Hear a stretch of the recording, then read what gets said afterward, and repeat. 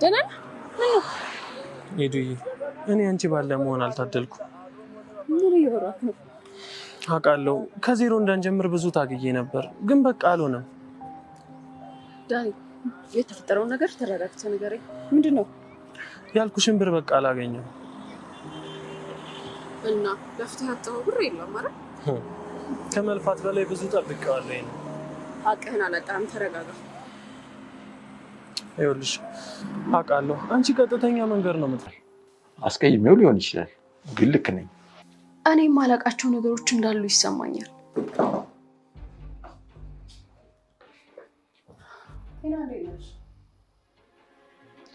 ትንሽ ወደ ኩሽና ግቢ፣ ከእንግዳ ጋር ነው። ምን ነው ችግር አለው?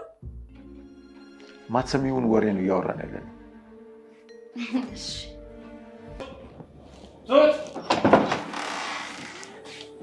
አቤት ካለ። ቆይ መኝታ ቤት የነበሩትን ወረቀቶች ማን ይዘብራል? ቲና ናት፣ ግን ምንም ሳትነካካ አስወጥቻታለሁ። እናንተ ሰዎች ከኔ የምትፈልጉት ምንድን ነው? እኔ አልገባውም። በአስቸኳይ ፍቺ እፈልጋለሁ። አልፈታም። ምን ታመጣለህ? በግድ አብሬሽ እንድኖር ልታስገድጂ ነው? አዎ፣ ሳልፈልግ አትፈታኝም። በጣም አስጠልተሽኛል። እንደውም ልንገርሽ፣ ሌላ ፍቅረኛ ይዣለሁ። ከእሷ ጋር መኖር እፈልጋለሁ። ካሌብ ማንን? ምንድን ነው የምታወራው? ዳንኤል በማያገባ አትግባ።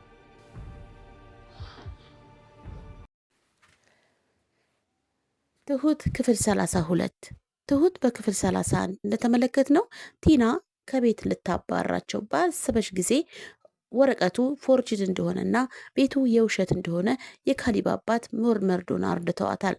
በዚህም ከቤት እንድትወጣ ታዛ ነበረ። ሆኖም ግን መሄጃ የለኝም እስከማገኝ ትንሽ ጊዜ ስጡኝ ባለችበት መሰረት የቤት ሰራተኛ ሆና ምግብ እያበሰለች ጊዜዋን እንድታሳልፍ ተፈርዶባታል። ትሁት በዚህኛው ክፍልስ ምን ታደርግ የሚሆን ይመስላችኋል? ሰላም ጤና ይስጥልን ውድና የተከበራችሁ የቤተሰብ ቲዩብ ተከታታዮች በያላችሁበት ሰላማችሁ ብስት ይበል። ለቻናላችን አዲስ ሲሆናችሁ ላይክ፣ ሰብስክራይብ ማድረግ ቤተሰብ ሁኑ። ሀሳብ አስተያየታችሁንም በኮመንት ላይ አስቀምጡልን። ትሁት ክፍል 32 እንሆ። እንግዲህ ዳኒ የካሌብ አባት ባዘጋጀለት እጣ መሰረት እጣውንም አወጥቷል። እጣውንም ሲያወጣ 10 ብር ደርሶታል። በዚህም የተበሳጨው ዳኒ እንዴት እንደዚህ ታድርጋለህ አባዬ በማለትም ወረቀቱን ወርውሮ ሄዷል። የካሌብ አባትም የደረሰውን 10 ብር ሊሰጡት ሞክረው ነበረ። እሱ ግን ያሰበው 4 ሚሊዮን ስለሆነ የ10 ብር እጣ አበሳጮት ወረቀቱ ወርውሮ ወጥቷል። በሌላ ጎኑ ኤደን በጣም ፈተና ላይ ወድቃለች። ይሄም የዳኒ ጉዳይ በጣም አሳስቧታል። ዳኒ ነገሮች ስላልተመቻቹለት ኤደንን በቃ ያሰብኩት ነገር አልሆነም፣ ስለዚህ በማለትም ሀሳብ አንስቶላታል። እሷም ያጣኸው እኮ የራስን ገንዘብ አይደለም፣ የላብህ የደከምክበት አይደለም፣ ለምንድን ነው የምትናድደው? በማለትም እሷም ሀሳቡን ነግረዋለች። ሆኖም ግን ዳኒ የካሌብ አባት እንዲህ በማድረጋቸው በጣም ተበሳጭቷል። ያሰበው እቅድ ሁሉ ስላልተሳካለት በጣም ተናዷል። ኤደን በጣም ግራ ገብቷታል። በዚህም ካሌብን አግኝታ ለማዋየት ሞክራለች። እሱም ግን የሆነ አጠራጣሪ የሆነ ፍንጭ ሰጥቷታል። እሷም እንዴት ልትል ቻልክ? ይሄ ነገር ሊሆን አይችልም በማለትም በድጋሜ የካሌብ አባትን ልታናግራቸው ወስናለች። እሷም አባዬ ዳኒ ሌባ ነው እንዴ ብላ ጥያቄ ያቀርባለች። እሳቸውም አረ በፍጹም ልጄ እንዴት እንዲህ ልትል ቻልሽ ብለዋታል። እሷም አላቅም አባዬ፣ ነገሩ ሁሉ በጣም ግራ እየገባኝ ነው። ምን እንደማደርግ ሁሉ ግራ ገብቶኛል። ዳኒ ከዕለት ተቀን ጸባዩ እየተቀያየረ መጥቷል። የገንዘብ ሁኔታ እንዳልተሳካለት አውቃለሁ። ሆኖም ግን በቃ በራሱ ሰርቶ እንዲኖር እፈልግ ነበረ እያለች ነው። የካሌብ አባትም አይዞሽ ልጄ በትዕግስት ሁሉንም ጠብቂ ብለዋታል። ግን የሆነ ጥርጣሬ እንዳሳደረብኝ ካሌብ ብላቸዋለች። ካሌብ ምን አለች ልጄ ብለዋታል። እሷም ዳኒ እናት ቲና ወንድምና እህት አይመስሉኝም ብሎ አለኝ ብለዋል። የካሌብ አባትም በፍጹም ልጄ እሱ ዝም ብሎ ነው፣ አንቺ እንደዚህ አይነት ጥርጣሬ በውስጥሽ አይደር፣ አንቺ ደግሞ ነገሮችን በራስሽ ማጣራት እኮ ትችያለሽ ብለዋታል። እሷ ግን በጣም ግራ ትጋብታለች። በሌላ ጎኑ ዳኒ ሁሉን ነገር አበለሻሽቶታል። ምክንያቱም እሷ የምትጠብቀው ከእሱ ጋር ጥሩ ህይወትን ሳይሆን በድህነታቸውም ቢሆን ሰርተው አብረው ተለውጠው ማደግንና ትዳርን ብቻ ነበር የምትፈልገው። ዳኒ ግን የሰውን ሀብት በመመኘቱ አሁን ላይ ብዙ ነገሮችን እያሳለፈ ነው። በሌላ ጎኑ ደግሞ ቲና ሌላ መከራን ጨምራበታለች። የሚናገራትን በሙሉ ምንም ልትሰማ አልቻለችም። አሁን ላይ እሰራላቸዋለሁ እያለች ነው። ካሌብንም እንደማትፈታው እየዛተች ነው። ሙሉ ሀብቱን ካልተካፈልኩኝ ከዚህ ቤት አልወጣም በማለትም ሌላ ብርበራን ጀምራለች። በዚህን ጊዜ ነበረ ዳኒ ድንገት ከኋላ የመጣው። በዚህ መሀልም ቲና አስደነገጥከኝ እኮ በማለትም አሁንም ወረቀት ፍለጋዋን ቀጥላለች። ቲናም ድንገት ትሁት ወደ ክፍል ስትገባ ቲና ወረቀት እየበረበረች ነው። ምንድን ነው የምታረጊው አንቺ የማትረቢ ሌባ በማለትም ልታባራት ሞክራለች። ቲና ግን በጭራሽ ብላ በሩን ትዘጋና ምንድን ነው አንቺ ያልሽው በማለትም ጠይቃታለች። ትሁትም አንቺ የማትረቢ ብራ በሩን ከፍታ ወደ ውጭ ወርውራታለች። ዳንኤልም በልቀጥ እናውጣ ልክስክሱላ በማለትም ሁለቱንም ከክፍል አባራቸው የተከፈተውን ሻንጣ በመዘጋጋት ላይ ትገኛለች። ከዚህ በኋላ ቲና እና ዳኒ ሳሎን ቁጭ ብለው እችም ማትረባ በማለትም በትሁት ላይ እየተበሳጨች ትገኛለች። ዳኒም እኔ እኮ ተይ ነገሮችን አታበላሽ እያልኩሽ ነው፣ አንቺ ግን አልሰማልሽኝ እያለቻት ነው። ቲናም አንተ ሁሉን ነገር ራሴ በራሴ መንገድ እጓዛለሁ፣ ከዚህ በኋላ እንደውም አንተ አትንበጫበጭ፣ እንዴት ግን ዝም ትላለህ እያለች ነው። እሱም በሆነው ባልሆነ ታዲያ ላንቺ ብዬ ልጣላ እያላት ነው።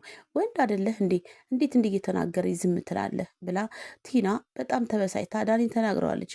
ከዚህ በኋላ ነበር ዳኒ የራስሽ ጉዳይ ነው በማለትም ጥሏት ሄደው። ከዚህ በኋላ እንግዲህ የካሌብ አባት ካሌብ ጋር አግኝተው እያወሩት ነው። ለምን ልጄ ነገሮችን ልታበላሽ ነው ወይ እንዴት እንዲህ ብለህ ትላታለህ ብለውታል። እና አባዬ እሱ ትዳሬን የበጠበጠው እሱ አላደል እንዴ እሱ ደስተኛ ህይወትና ደስተኛ ትዳር እንዲኖረው አልፈልግም በማለትም ካሌብ በብስጭት ለአባትየው ነግረውታል። አባትየውም ልጄ በንዴት ነገሮችን አታበላሽ፣ አሁን አንድ ነገር ስታረግ ቀጣይ ምን እንደሚፈጠር ማሰብ አለብህ እያሉት ነው። የካሌብ አባት በጣም ተናደዋል። ካሌብ እርምጃውን በራሱ እያደረገ ነው። ሆኖም ግን አባትየው ልጄ ነገሮችን እንዳታበላሽ ተጠንቀቅ በማለትም ተናደው ጥለውት ሄደዋል።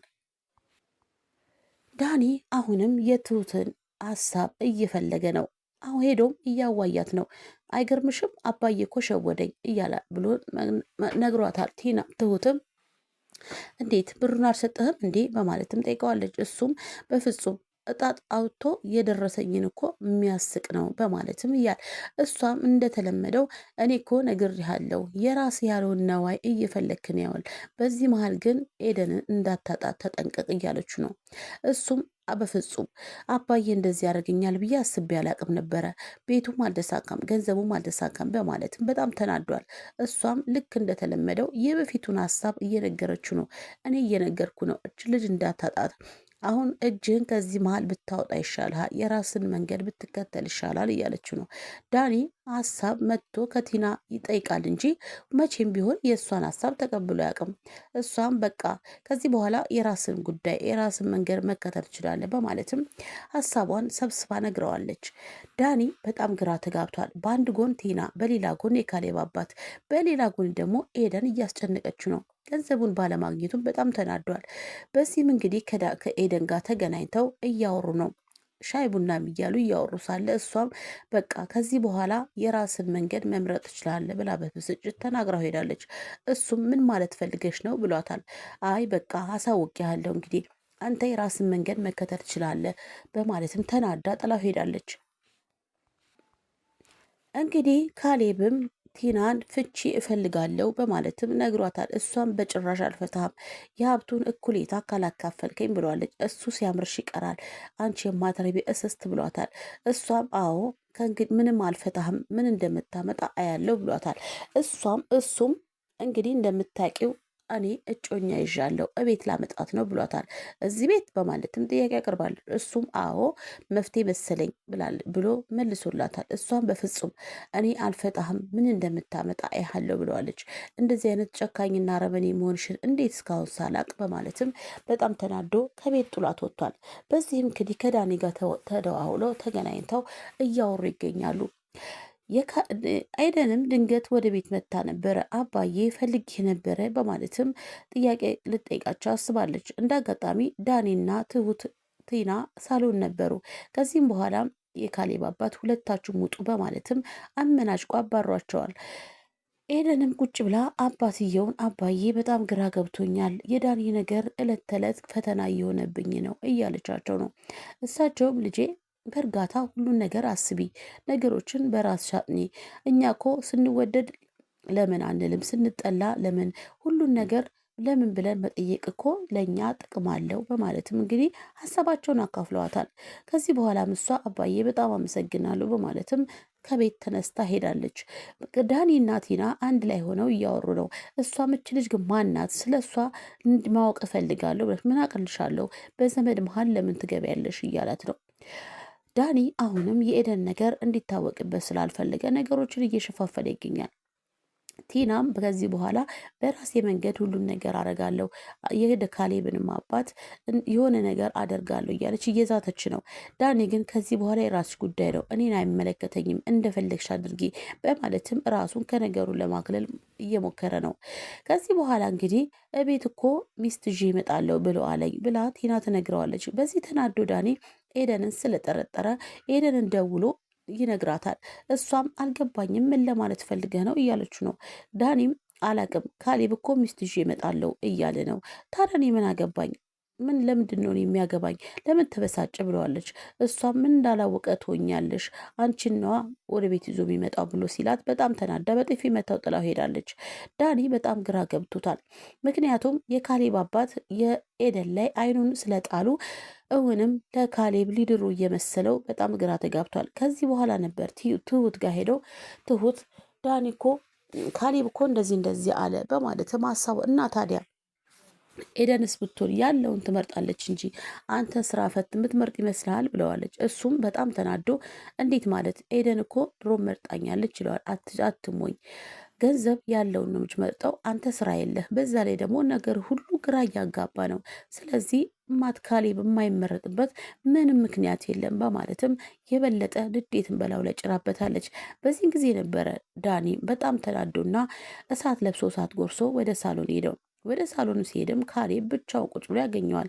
ከዚህ በኋላ ካሌብን ዘሎ አንገቱን ያንቀዋል። እውን ዳኒ ካሌብ ላይ ችግር ያደርስበት ይሆን ወይስ ሰው ይደርስላቸው ይሆን? የቲና መጨረሻስ ምን ይሆን የሚለውን በቀጣይ ክፍል የምንመለከት ይሆናል። ውዶችዬ አብራችሁን እስከዛ ስለቆያችሁ ከልቡ አመሰግናለሁ። ላይክ፣ ሰብስክራይብ ማድረጋችሁን አዘንጉ። ሀሳብ አስተያየታችሁን በኮመንት ላይ አስቀምጡልኝ። የእናንተ ሀሳብ አስተያየት ለእኔ ድጋፌና ብርታቴ ነውና ሼር ላይክም እያደረጋችሁ ለወዳጅ ዘመዶቻችሁ አድርሱልኝ ይላለሁ። ለዛሬ እዚህ ጋር በቃው። ቀጣይ ክፍል እስከምንገናኝ ቸር ሰንብቱልኝ። ኢትዮጵያ ሀገራችን ሰላም ያርግልን። አሜን።